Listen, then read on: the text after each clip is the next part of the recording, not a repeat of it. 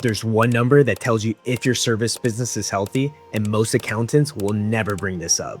And by the end of this video, you'll know exactly what it is, why it matters, and where you stand. I'm Philip. I help service founders read their numbers. Let me give you the number that most accountants never mention, and that changes everything once you know it.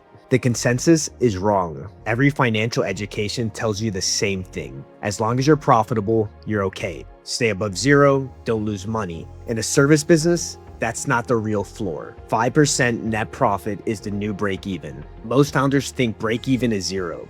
As long as you're profitable, you're fine. In a service business, that thinking is wrong. Below 5% net profit, there's no buffer. A slow month wipes you out. A late paying client creates a cash crisis. You can't hire, can't invest, can't pay yourself consistently. The business looks like it's working, it's just dying quietly.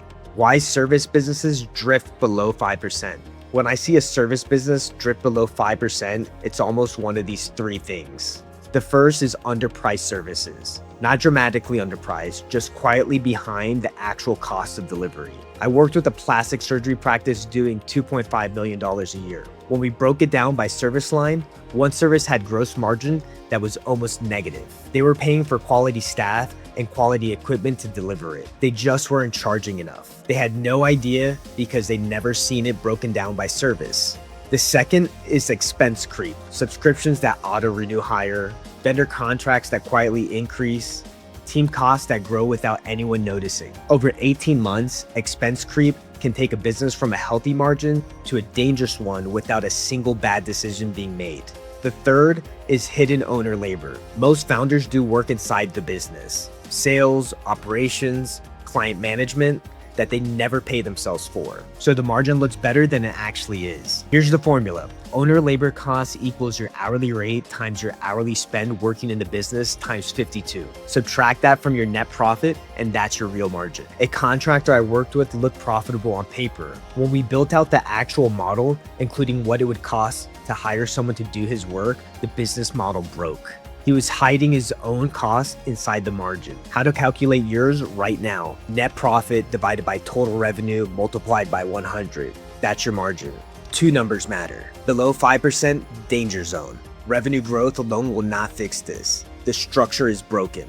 Above 15%, this is where real options open up. You can hire, invest, and scale with confidence. Everything between 5 and 15% is a spectrum of being fragile.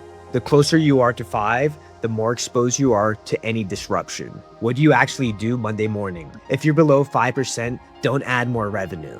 Fix the structure first. Step 1, open your last 3 months of expenses. Find everything that increased without a decision. That's usually the fastest fix. Subscriptions, vendor rates, software you're not using. Step 2, break down your margin by service. Net profit per service divided by revenue per service. One of those numbers will surprise you. That's where to start.